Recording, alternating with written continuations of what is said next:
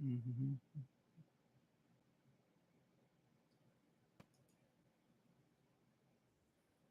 Mhm. Mhm.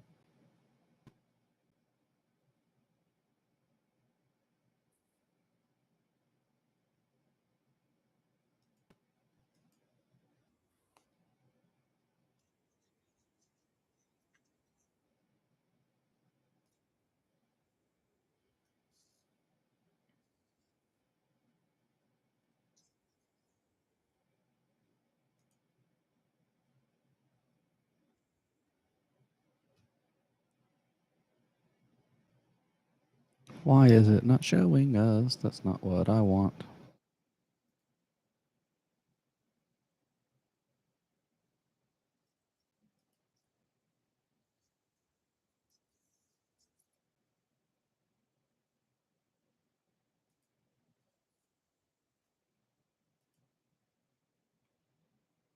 Ah,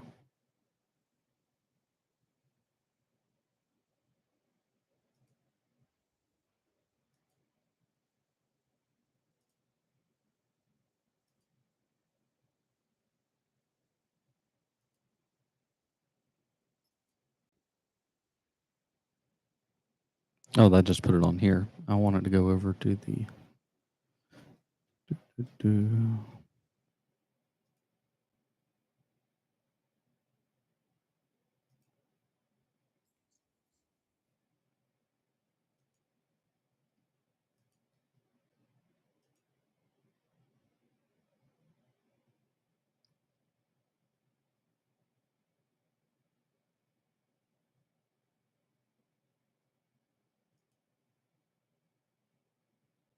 hello, hello. Can you hear it on the YouTubes? Ah, is it just me on the YouTubes?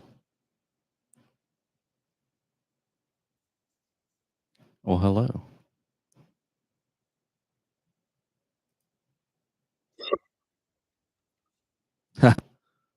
Ah, I just want one screen.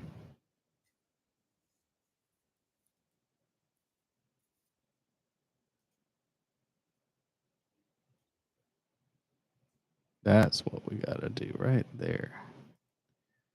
Do do do do.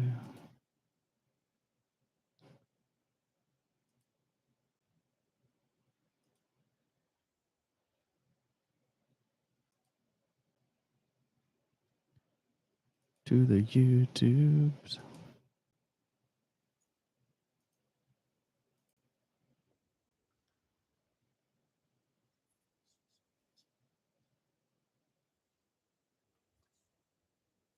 Trying to share the screen.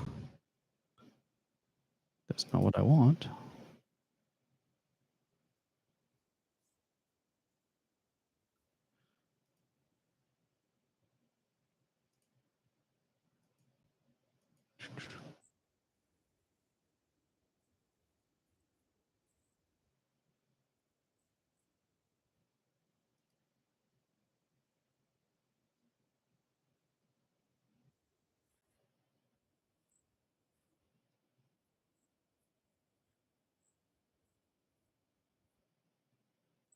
Mm-hmm.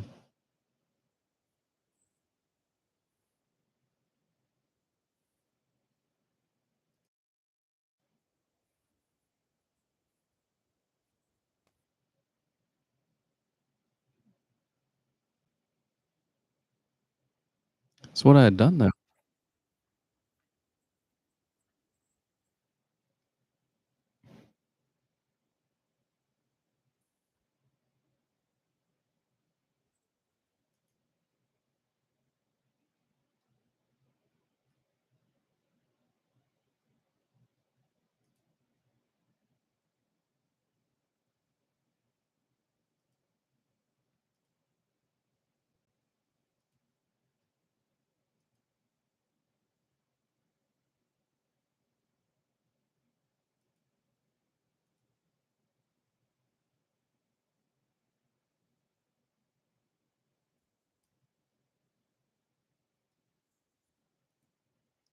Not entirely sure what it's doing now.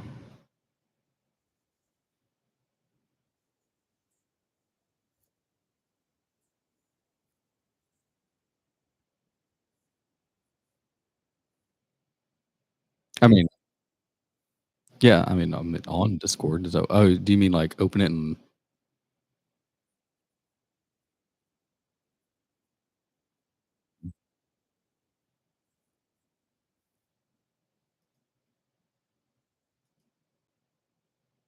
I mean, that's what I've got it open in.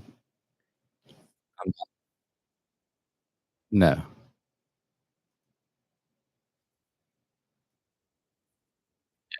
Yeah, I'm running it in Chrome.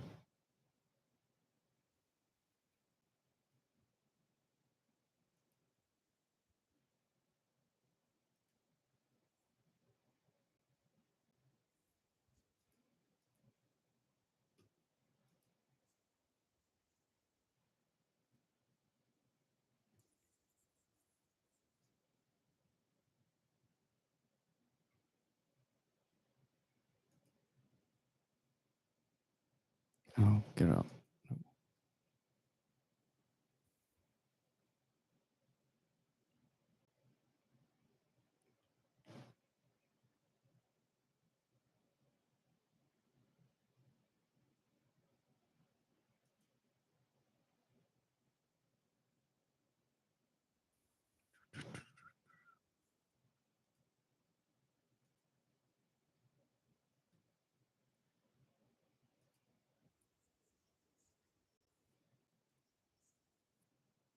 No.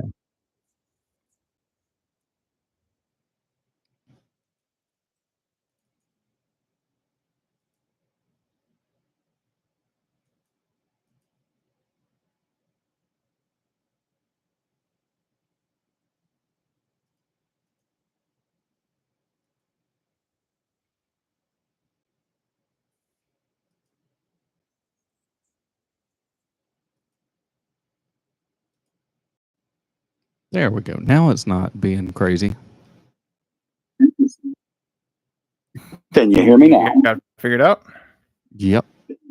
It looks like we're up and running. Looks like we're good. All righty. I will let everybody know. That sounds on my end. All the audio is like linked up. It's no lag on mine, but let me know if you hear a delay. You at least hear us on it and everything. It's not just you? Yeah, I can hear y'all. Okie dokie. Yep. Sonia says, "Thank you. I can hear everyone." Okay. Awesome. All right. Right. We're back up and running. There we go. Third time's a charm. All right. Well, we'll get right back into it. I believe one of the viewers actually had something about the last topic that we had just talked about. It was about a head transplant on a monkey.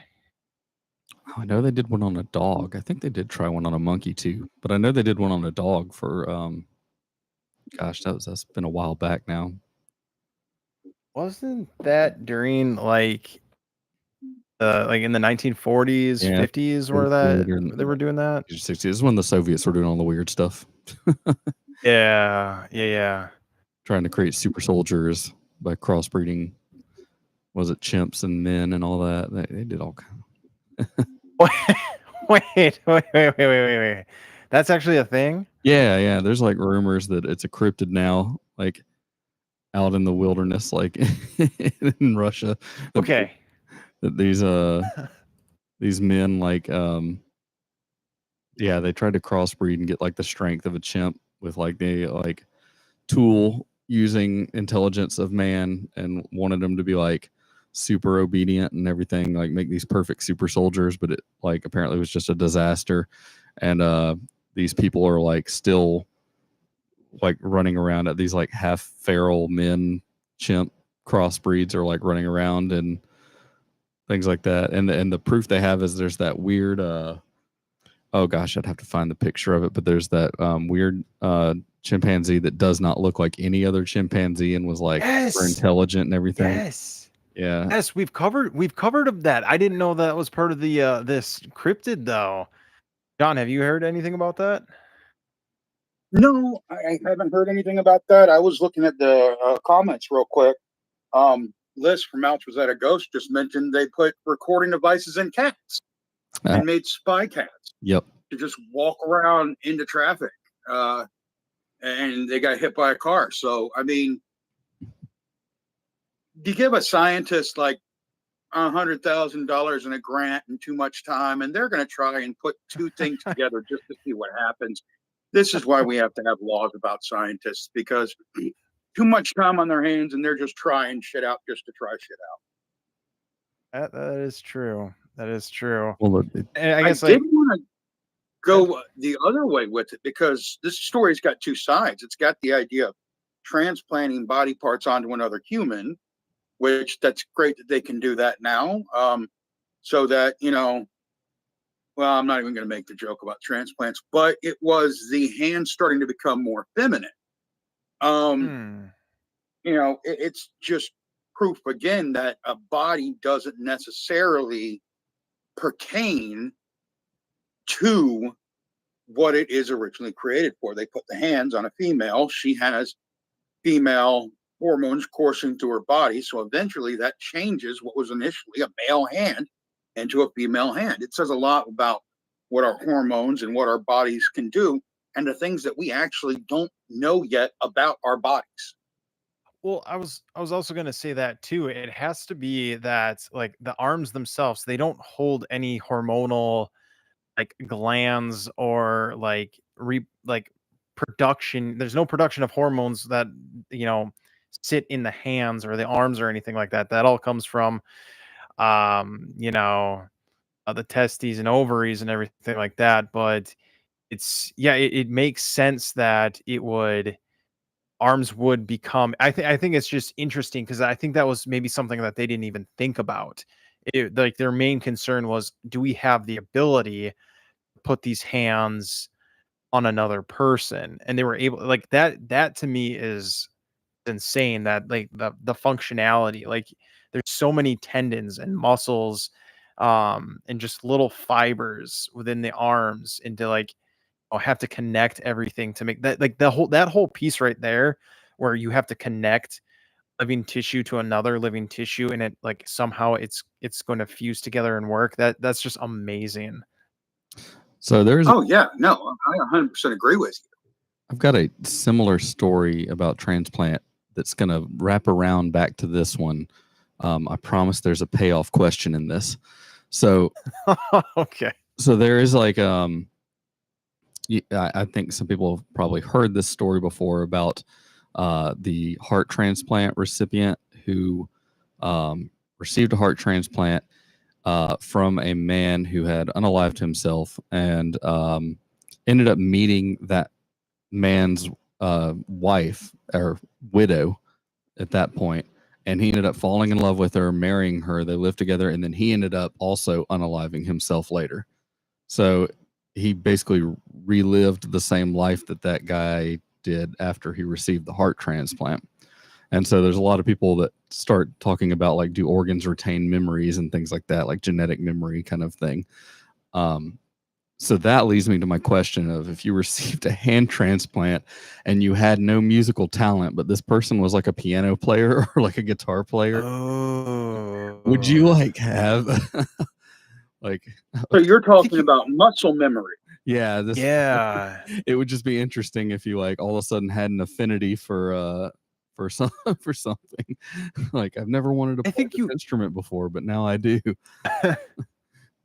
I think you would definitely have like the dexterity, especially like if you could shred it on a guitar or something like that. Like if you were phenomenal at guitar, you transplanted those the hands and arms, or even like a painter or something like that, piano player. I think you still would run into I think the issue of, like you as like the brain, is it the brain wired in that way? I think again, yeah, you'd have that dexterity, like all those years of playing, but I don't know. That's a good point.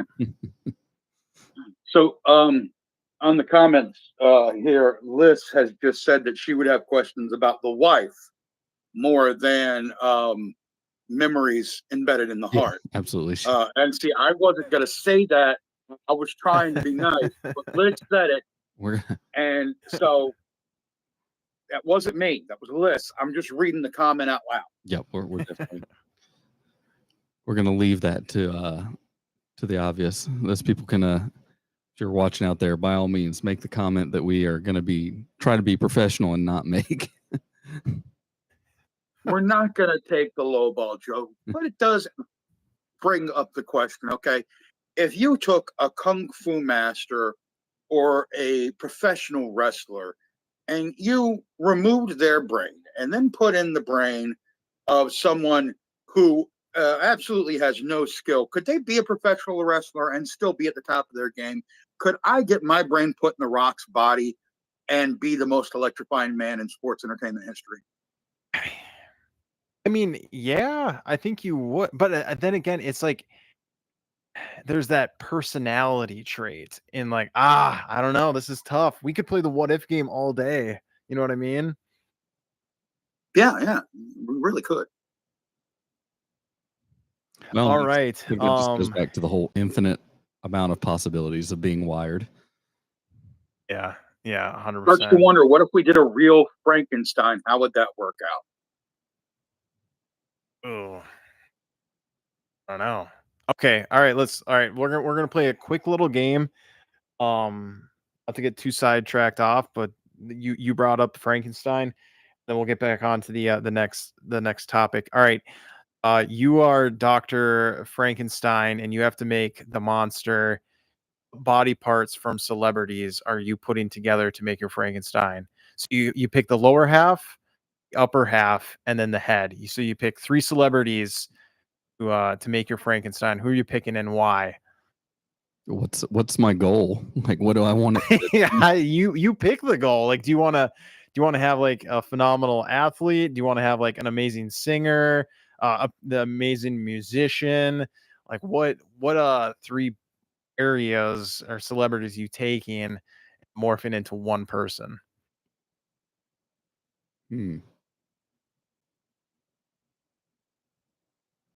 There are so many ways to go with this. And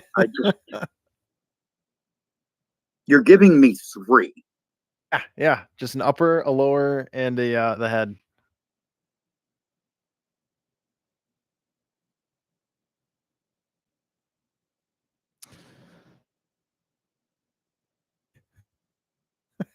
Well, all right. You know what I would do? I would put Tom Cruise's head on Dolph Lundgren's upper half with lower half. Tom Platz he's a bodybuilder, lower half. Tom Platz is he has like the world, and maybe not the world's, but like at the time he had just ginormous legs. I think Tom Cruise would really appreciate that since Tom Cruise wears heels and everything like that. So I think he would appreciate being super tall and buff and everything like that.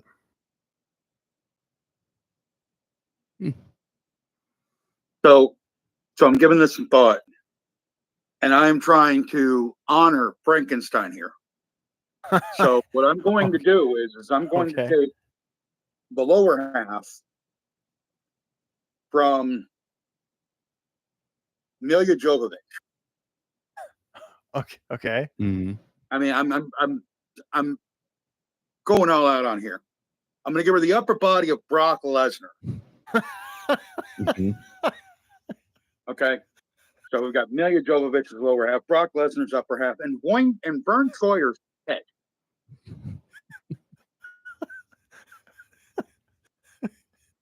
And you've created a Resident Evil. And then I'm going to make it run for Congress. Make him run for Congress. Oh, that's good. Clark, do you need more time? Clark, do you need more time on yours? I was trying to think of whose parts are worth the most and just take out an insurance policy.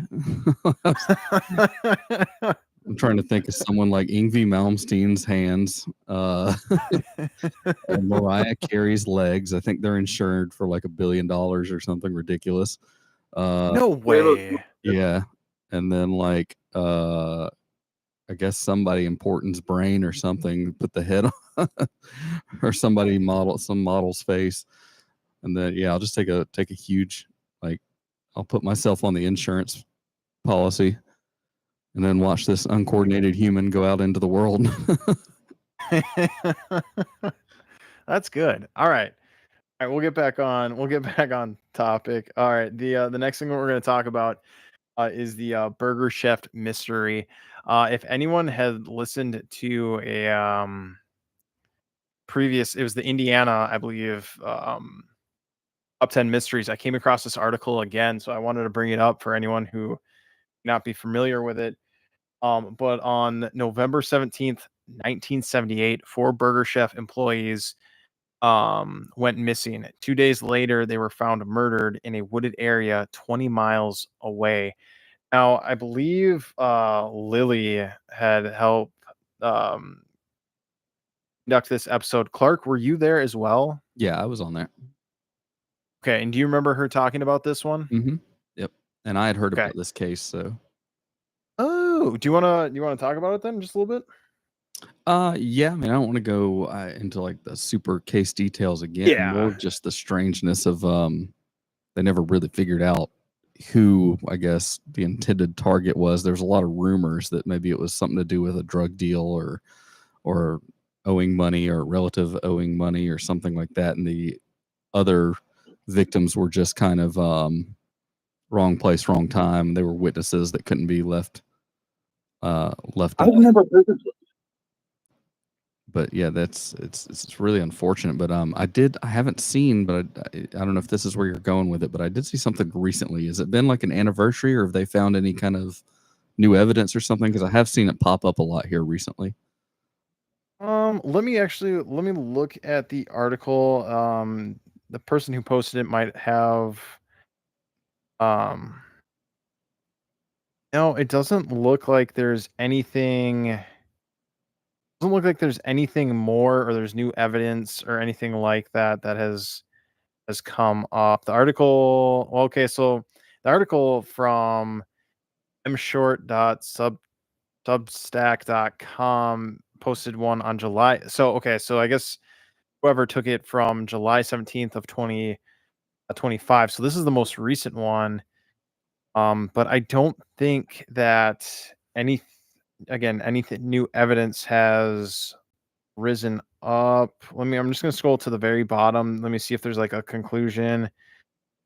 Yeah, was it drug related? Clark, you had brought that up. The account, no. Current state. Okay, so here, all right, here we go. So the current state of the investigation: Alan Pruitt died in 2022. To date, no one has ever been charged in the murder of these individuals. Their surviving loved ones are still hopeful for the resolution one day. The case is still open and active. Nothing new, but I think just someone recently just decided to cover the case again. Again, I didn't read the entire article. I might later, but yeah, that's just a very interesting read. If you the listener, if you haven't gotten into it, I'd maybe look into that one, or you can just listen to our Indiana mysteries episode. Lily goes a little bit into it, and again, Clark talks about it. But John, you said that you had never heard this case before. Never heard of this case before. So 4 fast food employees go missing one night and then all turn up dead in the same place, and no clues, no answers, no nothing. Yeah, Clark can probably speak a little bit better on to this than me, but yeah, there's a lot of like possibilities as to what happened, because these were teenagers. They weren't like adults, or like it wasn't, or the owner wasn't there, and it just seemed like they didn't have any rhyme or reason. It's a very it's a very weird case to read, because you don't think that. I think they're one of the teenagers was like 16 or something like that. It's like, why why or how does this have anything to do with like drugs or just like it's so weird to read about. But yeah, it's And the big thing is there's a lot of hearsay, like witnesses saying, well, there were people that were waiting outside like at closing time that seemed like strange to people. And your only real credible witness that has given any substantial information was someone who was already in prison for an unrelated murder. And he knew facts about the case that had not been released. And so that's why the only reason he was taken is credible. And like, he knew things like two of the victims were killed like execution style. And then like obviously some others had ran, like it looked like they had tried to escape when they realized that they were getting, I guess probably when the first couple got shot, they realized that was their only chance to make a run for it or break. And like they didn't release a lot of those facts until like this one random guy in prison was like, oh yeah, we had to stab the one girl because she ran. And like they were like, how do you know that and all this stuff. So it was just real strange that like all the details that we even possibly have on this case are from somebody who might just be telling details to get like a lighter sentence for something. You know how that works in prison. So like you can't really you have to take everything with a grain of salt. Like there's no credible witnesses. There's only hearsay. Maybe it was drug involved. Maybe, one of the guy's brothers maybe owed drug money or something like that. And he was the main target. And the other three were, helpless, like innocent bystander kind of things. And it's just wild. But at the end of the day, it was 4 teenagers closing up a restaurant, and they weren't even connected outside of their jobs, really. So they had no reason to be in on anything together. But all 4 of them were apparently removed, driven away to a secondary location, which that's your pro tip for the night, everybody. Don't ever go to a secondary location if anybody tells you to. So you're never go to the second location. Never, because you're going there to die. Scream, and if they're going to shoot you, make them shoot you in front of a bunch of people. Great advice. True I'm really sorry. Like I keep bringing like up all these morbid stories and all like I feel like we're kind of surrounded by again these morbid stories and kind of like death around the 100th Fishbowl episode. But before we move on, any final thoughts on this case? No disrespect to the victims, but that would suck. Like as a name for that case, just the Burger Chef murders. Like I'd be kind of pissed if I was like known as like the Burger Chef like victim. That it's kind of a that does have a sting to it. I would say though that as a forensic countermeasure, if you wanted to cover up a single murder, committing 4 murders at the same time is going to cover up the motive for the one, because you've got to figure out 4 different motives. It's a great forensic countermeasure, honestly. It's true. Not that anybody should be considering this. Don't do it. Right. Yeah, don't. But yeah, moving on to our next subject. I told you guys I don't mean to be doing this, but you guys know who the actor is? Johnny Lewis. You'll know his face. Exactly. I could not recognize the name if someone said it as well. But he is an American actor. I'll name some stuff that he was in. Kip in Half Sack. Now I know the name. I know exactly where this is going. Yep. He's on Sons of Anarchy. Ghibli in The Sausage Factory. He was in Quintuplets. He was Chili, the OC. He was in Alien versus Predator Requiem. He was in the movie Felon and The Runaways. Those are very familiar movies and TV shows. Is anything ringing a bell? Yep. No, but I'm looking him up and he does look familiar. Told you. I just don't remember him. He was in Bones. Might have been in Bones as well, yes. Um, okay, so this actor, what happened with him is that he killed his 81-year-old landlord and her cat, attacked some neighbors, and then died from a fall. There was no drugs or alcohol found in his system, and his death was ruled accidental. And some believe untreated head trauma led to his violent behavior. Again, don't mean to be bringing up something sour and about death and trauma and everything like that, but that was an article that I did find interesting because again, I was coming across this and I knew his face. I could not before reading the IMBD, I was like, I have no idea what this guy's been in. I knew him from uh Alien versus Predator Requiem.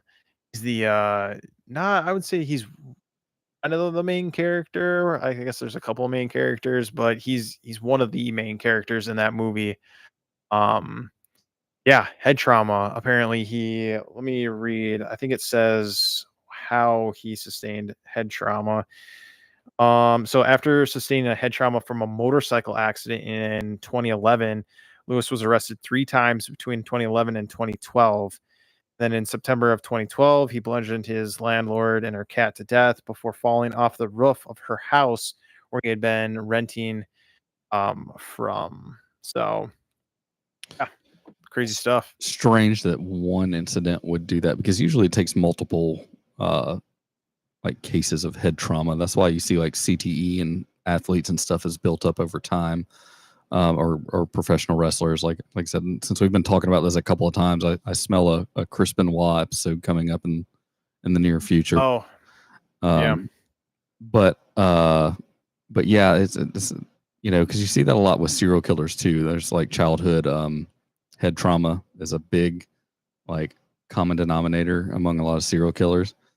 Like I always joke with my friends that I was one more concussion away from being a serial killer. I had a couple in sports when I was super young, but I just ended up being a nerd and being on the spectrum. So yeah. Yeah, I mean we talked about that earlier. It's crazy how like in this case, just one blow to the head from a motorcycle accident totally changed this guy's personality. And we had kind of brought that up at the very beginning where that the railroad spike had gone through. I mean, granted, like extremes. Again, I don't know, like I don't know if he was wearing a helmet or not. It very could have well been that this guy was riding a motorcycle without a helmet on and smacked, light pole or whatever with his head, but he was able to survive. But it just changed his personality totally. And this kind of goes back to the gosh, I don't know his name. You guys said it earlier, the road spike guy. Yeah, I see a lot of similarities in this, and it's just crazy that something like that, just a blow to the head, can totally change somebody. Well, it's a shame he didn't go the Gary Busey route and just become a madman, entertaining madman. What's that Gary Busey thing that like it's a meme about like sausages or something? Buttered sausage. Yeah, he went off on he's lost it. Oh man. Buttered sausage. Butter sausage. Get it out of my face. What's it doing? Yeah, you got to watch that whole video. It's insane. It's hilarious. It's only like a minute long, but it's gold from the start. Wasn't it he was saying that because like they were just like they're getting after him, so he was just acting more crazy, or was he just being himself? I don't know what they were, because I've only seen that snippet of it, but they're asking him something, and I guess he randomly just starts talking about breakfast stuff. He's like, let's talk about butter sausage. What's it doing? Why is it in my space? And like they're like, that's not your jam. And he's like, I don't eat jam. I eat honey, and I smear it on my lips. And like he just keeps, and it's just, he just keeps going, and it's like to be that quick on it too. You have to just be either insane or incredibly with it. And I think we're all sure that he's not incredibly with it anymore. So. Yeah. Oh, that's funny. I mean, if you've seen any of his movies, though, you always kind of wondered if Gary Busey was just a little. Oh yeah, maybe a little insane. It runs in his family because I mean, I would have never thought growing up seeing movies in the '90s that Jake Busey would have been the most normal one, but his I guess it's a cousin now or a nephew of Gary's now has like a punk band, and I mean, he looks like a Busey, and he's just wild. And it's like the perfect job. I mean, I looked it up and I was like, yeah, that checks out. He's definitely a Busey. As creepy as Jake Busey was, the fact that he's not the psychopath in the family really does befuddle me. Yeah. Xander asks what our favorite Gary Busey movies are. Oh. I would say, well, difference here being what's the best movie versus what is my favorite role of his. So I'm gonna say favorite movie, probably the original Lethal Weapon, but favorite role for Gary Busey has got to be I like his little his role in Black Sheep with Chris Farley when he's oh my gosh, crazy prepper in the woods. That's like the best role. But old Mr. Thundermaker's gonna start barking fire. Like, I love that line. I'm gonna agree with you on the favorite movie that he was in, because his role in Lethal Weapon, I think he played the perfect foil to Mel Gibson's Riggs, and I think it was it's just perfect for that movie. But as far as my favorite Gary Busey role, where he was more of a starring role, I'm gonna go with Point Break, the original Point Break. Yeah, that's where he was Keanu Reeves' partner. And I just think he did that perfect as the FBI. He was great in that. Yeah, he's his handler. Yeah, I thought it was perfect. Yeah, I can concur. That is. I don't want to speak too soon, so I'm looking up his IMDb because I really want to see all the movies that he was in. He apparently voiced someone in a Hitman 2, the video game. I'm not surprised. He probably voiced people in plenty of video games. Yeah, I'm seeing a bunch of them. Crazy. No, I really liked him in Predators too. I feel like he played that what is that? Predator 2 was great. Yeah, that government guy or whatever. I don't even know who he's supposed to be, but I feel like he played that one pretty well. That's what I'm gonna go with. I think he would have done great in the role of Harvey Dent as Two-Face. I think he would have been better than Tommy Lee Jones. Oh my gosh. Yeah, no kidding. Bring up a good point. He was able to play both sides so well. And I didn't see Tommy Lee Jones as so much being able to. I mean, I know he can, but switching from the Harvey Dent to the Two-Face, like Two-Face normally does, I don't think Tommy could have done it as good as Gary Busey. I don't know why I called him Gary Lee Busey. Gary Busey could have done it. Yeah, I would have liked to see that. I mean, there's still time. Let's try to get on that. I think they're supposed to be making a new Batman movie anyways. They've made a bunch of Batman. Trailer for it at Comic-Con. Did they? Yep, today supposedly. Oh geez, okay. Well, we'll see. We'll see if Gary Busey's in that one then. All right. We are gonna go on to this next subject or topic. Let's see here. Let me get to it. Okay, it's called the Toxic Lady incident of 1994. Sorry, just another case that has been. We're talking about Tori Spelling. Okay, so I'll read the article. So on February 19th, 1994, 31-year-old Gloria Ramirez was rushed to the Riverside Glen Hospital in Riverside, California, in a dire condition. Mother of 2 battling late-stage cervical cancer. She was struggling with nausea, breathing difficulties, and a racing heart. Within 45 minutes of arriving, she was dead, and 23 hospital workers treated her fell ill so badly that they needed hospitalization. Dubbed the Toxic Lady by the media, Gloria's massive investigation, wild theories, and no clear answers. So yeah, that's her story. There is a whole timeline and more to that story I can talk about if you guys want, but it's kind of lengthy. But yeah, that's her story, and that's kind of what happened. So there is a couple of things in media that are worth looking in association with this case. So first off, the case is weird. I've seen it being chalked up to what do they call it? A mass delusion or a shared delusion incident where one person might have genuinely got sick and then a lot of other people started getting paranoid. Mm-hmm. Also, there's rumors that she was taking some weird home remedies for the cancer she was injecting like different chemicals and stuff like that. So there's the very possibility that she did have some kind of noxious fume coming from her that was released in the ER. This is a case that also has been replayed in medical dramas. I believe they used this one in Grey's Anatomy.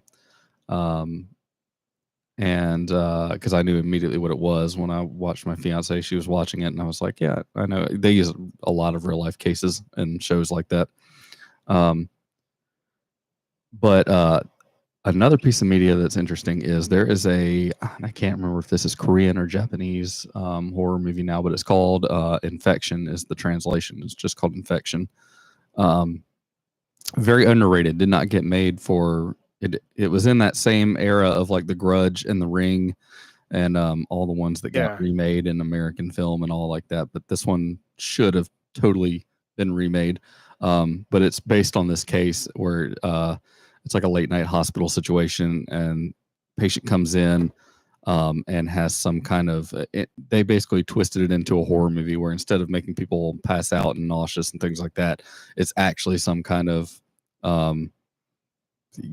like parasitic disease, like that, hence infection as the name, and it starts making the people like crazy and kill each other, and it becomes like a kind of not really a zombie movie, but like everybody distrusting each other. It becomes like The Thing, but in a hospital setting with nurses and doctors. So definitely worth checking. in dealing with hazardous materials, and this is kind of at the forefront of why hazmat has advanced so much. And I'd heard about this one. I heard about this story originally from Liz, who's in the chat right now from Ouch Rosetta Ghost. But it actually ties back a lot into hazmat. Is in the early days, they didn't realize that when you were dealing with chemical releases, about the problems of contamination. In fact, if you look back at cases like Chernobyl, where you had these people who were going into a contaminated area, they were then getting not only infected and irradiated by radiation there, but they were then carrying that radiation on their clothes and their skin and their hair, and then going to a second location and spreading problems there. In fact, it was a big deal that the hospital was stripping these people down, decontaminating them, and then throwing all of their clothes into a room in the basement. And that room is still highly radioactive because of the amount of radioactive material that was brought in and dumped in there off of just these people's clothing. And this happens with a lot of hazmat situations. When it's exposure to any type of chemical or something like that, you get a secondary exposure if decontamination procedures aren't handled properly. So if she was covered with some kind of chemical or had some kind of chemical in her body, she was then carrying a contamination that she brought into the ER, into the hospital, and spread to those people that treated her. It's very possible and very feasible that this is what happened. And it still happens in situations to this day where somebody has been exposed to something and they proceed to go somewhere else. And when they figure out what the contaminant is, all of a sudden they find out, oh, well, we've got cross-contamination here where this has now affected somebody else, not to the level that it affected the original patient, but still to a level that it is detrimental to the health of the responders and the medical professionals treating. Once again, solidifying that going to a secondary location is always the bad idea.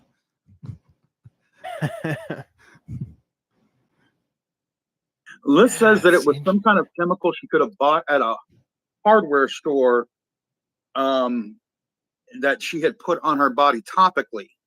And that chemical is what caused contamination in the hospital, is what Liz was saying on in the chat. Yeah, they said that electricity may have been a catalyst, but also things like swabs, alcohol, was it why did I just blank out? The whatever you have to do to basically Benzidine.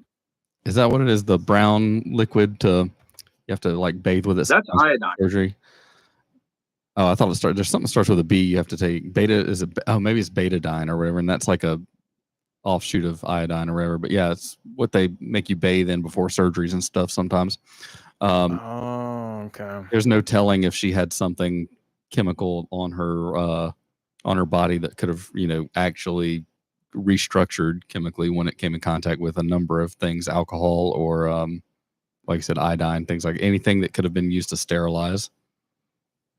Yeah, in the chat, Liz is saying that the chemical she was using was called DMSO, and combined with another chemical, it created DMSO2.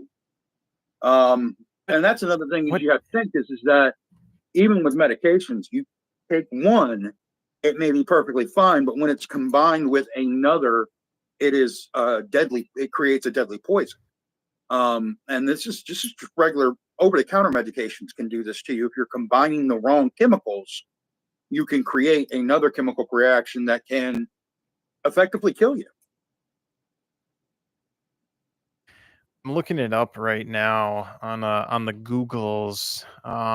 Just what the AI thing says is it is a natural occurring organ sulfur compound that widely known as methyl sulfomethane. It's a colorless solid found in some primitive plants in small quantities in various foods and beverages. Huh. Apparently becomes toxic when it is given an electrical charge by an AED. Interesting. Thank you, Liz, for giving me the information. I got to keep watching the chat on the TV screen because people pop up with information for me. Some things that's crazy. Electrical charges can make some things aerate too naturally. If it's something topical like that, it can basically turn it into a gaseous. Very true. Yeah. Well, we'll move on from this topic. We'll get on to our last one that we have for the night. This one is going to be a little bit more lighthearted after all that grim stuff. Yeah. So let's see here. I will pull it up. It's a pretty cool story. This guy is probably one of the luckiest guys in the world, and both of you have heard of this too. Just give me a second. Find it. The guy's name, you might know his name, Bill Morgan. Does that sound familiar to anyone? Drawing a blank. Okay. Well, it's an Australian guy named Bill Morgan was declared dead for 14 minutes. He somehow survived. Celebrate his survival, he bought a scratch card and won He won a $27,000 car. Media News asked him to reenact this scratch card moment, so he bought another card and won the jackpot, which was $250,000. I've seen this video of him doing it. Yes. I have heard this story, and I am envious. Yeah. You said you have or you haven't? I have. Oh yeah. How is like the odds of that happening? I wonder what the actual odds of winning that. What it would have to be? It'd have to be like what, 1 in 50 million or 100 million, like that. I don't even know how that's possible. The odds of it happening twice, because if you look at the odds on some of these, it's the odds aren't in the millions. It's 1 in like 576,974, something like that, and the odds of like 950,000 for maybe a jackpot here and there. Now, when you get to like the Powerball and things like that, where it's random numbers, the odds do go up much higher. But the odds of it happening twice are in the billions, of him getting the same scratch off ticket and scratching off and winning once and then scratching off and winning again. You take the odds of the first win and compound them with the odds of the second win, and the combined odds, not adding in the fact that he died for 14 minutes, came back and survived, are in the billions. I've got a story of somebody who has maybe the opposite luck of that, but I don't want to make it a downer note again. But as far as odds, I don't know if I've ever I don't think I've ever brought this up on the show before. So for 100th episode, why not? Let's do it. So I knew a guy I met in college, and he was originally from Colorado, and we were talking one day, and I didn't know him that well, and we eventually I was just getting to know him because we kind of sat in the same little pavilion area where people are just like playing cards and stuff between classes and things like that. So he kind of was like in the circle of my same friends, but I didn't know him immediately. So I got to know him, and I come to find out that he actually had gone to Columbine High School and was a freshman there during the Columbine shooting. No way. Yep. So, and this obviously would have been in the early, not quite mid 2000s at this point. So he had graduated in like 2002, but he was like a freshman when Columbine happened. So met him, talked about that, and thought that was crazy. And then he ended up transferring. Not long after that, after I met him or whatever, he was transferring for different reasons for the program he was in. And come to find out, because I had some friends up there at the same time, and they stayed in touch with him and everything, where he had transferred to was Virginia Tech. Oh. And he was at Virginia Tech when the Virginia Tech shooting happened. No way. Yep. So after that, life's a little crazy after you see two things like that. So he ended up. Tell me he wasn't at the Route 51 concert. No, but he did graduate after that, and this would have been around 2008 now at this time, where he decided to move back home with family in Aurora, Colorado. So back home to Colorado in 2008 when the Dark Knight shooting, or this would have been the Dark Knight Rises, I guess. So this would have been like 2010 or something. Yeah, 2010 something. Oh my gosh. So he was back home in Aurora when that. Now he was not at the movie theater that night that I know of. I was gonna say, like, oh my. But just the fact that I do know he was in town, and so he had, but he was in 2 school shootings and was in the city when the Aurora movie theater shooting happened. That guy has the worst bad luck. Yeah. So Clark, I just need to know one thing. Where does this guy live so I can stay as far away from him as possible? I've been out of touch with him for over a decade. I have no clue. And Sonia has a question, and I actually have an answer to it. Talking about strange luck, she mentions Jim Caviezel, who was struck by lightning 3 times while shooting a movie. Yep. That is in fact true. Jim Caviezel suffered not only being struck by lightning, I don't think it was 3 times, I think it was twice. Yeah. He also suffered several other life-threatening injuries while filming a particular movie. You guys know what movie that was? Yes. It'd have been the Passion, right? Yep. Passion of the Christ. was The Passion. He nearly died like 16 times. Oh my gosh. That's The Passion of the crazy. Christ is considered one of Hollywood's like 6 cursed movies. Damien is one of them. Poltergeist. Poltergeist is one of them, of course.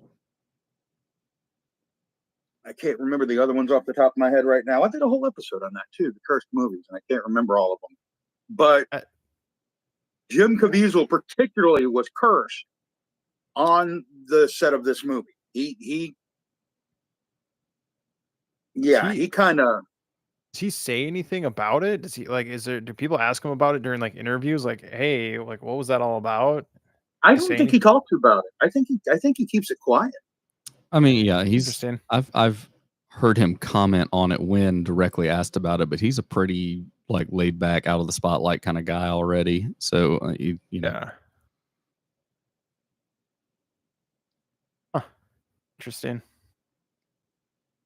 That was a yeah, I did not know that. I knew I know that like during movies and everything like that, like especially like when you're making stuff about like haunted stuff, usually like we'll bring someone on the set to like try to mitigate that stuff because that like seems like when you're making movies about like again like Poltergeist, about like strange like paranormal stuff, things like that may or may not happen because like what was it, the skeletons that they actually use in like the pool are like real skeletons. Like it like where do you even get that? Like where do you get? So believe it or not, Hollywood has traditionally used real skeletons in movies. They didn't start using fake skeletons until much later, but technically these skeletons were donated to science or to the arts to be used. They were people that donated their bodies. It's been going on. How do you think we doctors got cadavers? They didn't go grave robbing, they got donations.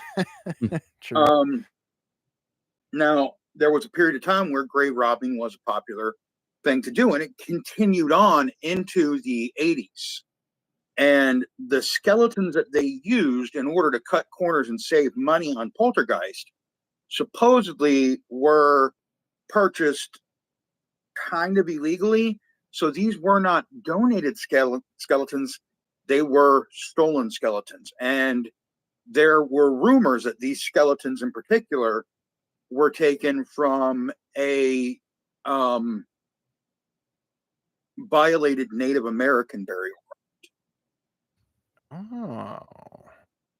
And that was, yeah, it's rumors. It was never confirmed, but it's one of the rumors that went along with it, was that the skeletons were taken from people who didn't want their skeletons taken, first of all.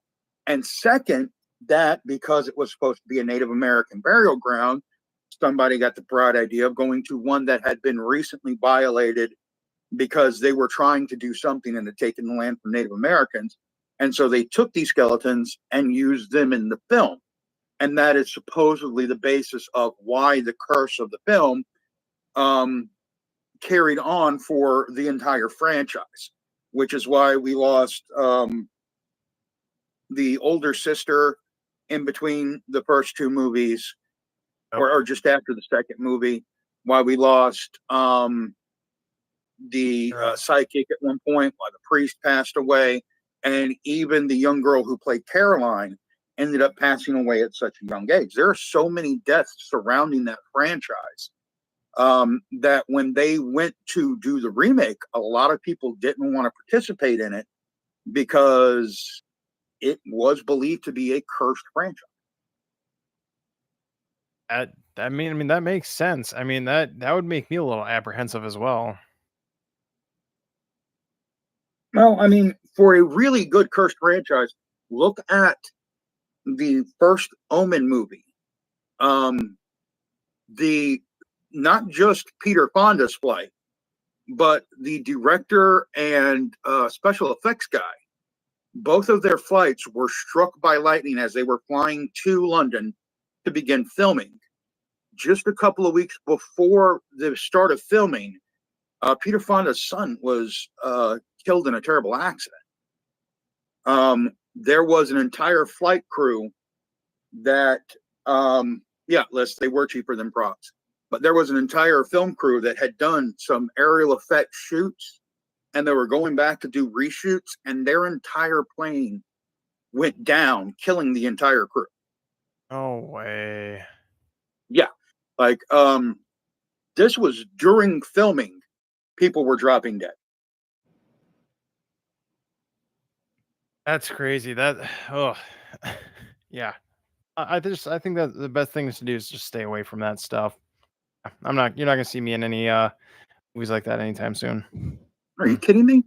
As long as it's, not cursed, I'm jumping in that movie. I'm down for that. Just the first time that something goes a little wrong, I'm backing up. Like, be like, okay, let's do a rewrite on the script here. Somebody doesn't like this. Liz mentions that imagine donating your body for medical research and then you get the star in Poltergeist. Liz, if I donate my body for medical research and then they put me in as a starring role in a movie, I better get credit. That's all I want. It's just credit. Third skeleton, Jonathan Miller. That's it. Just the credits. Like that way, when people are reading my Wikipedia page 50 years from now and they go, oh, he did this and this, he was on it, that's effing weird. And oh, wow, he was the third skeleton in Psycho Chainsaw Killer 6. Do they still give you like a post-mortem SAG card for that? That's all I want. Post-mortem SAG card. That's all I'm asking. Oh, all right. Well, I think that's about all the time we have for the Fishbowl episode.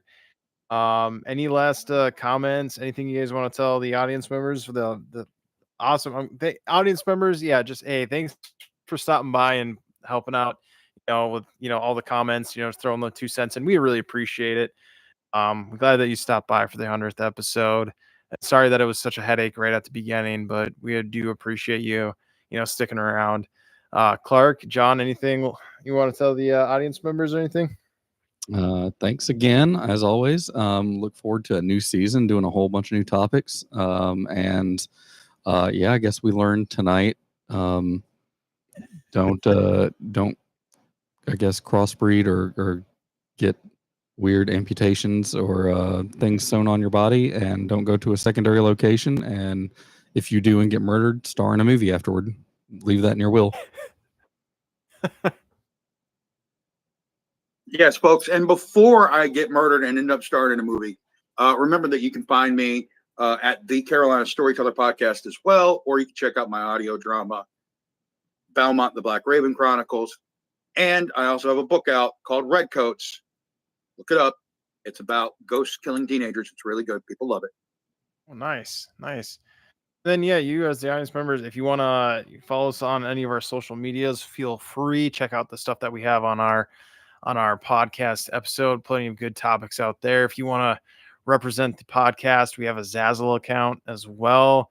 It's in plenty of the descriptions as well. You can find the links there. You can join our Discord. Plenty going on in there too. But just remember the old saying that we have here. We don't want stuff that's normal. We want stuff that's effing weird. I don't know if there's a lag too in the YouTube. I don't know if it caught it or not. Oh, we still live right now. This is post-show stuff. Oh, yeah, okay. We're in the post show. Good deal. Yeah, I'll cut it whenever you want me to. Unless whenever questions or something. We're good. We're good. All right. Signing off. Man, that's weird. Good night to all. Oh, all right.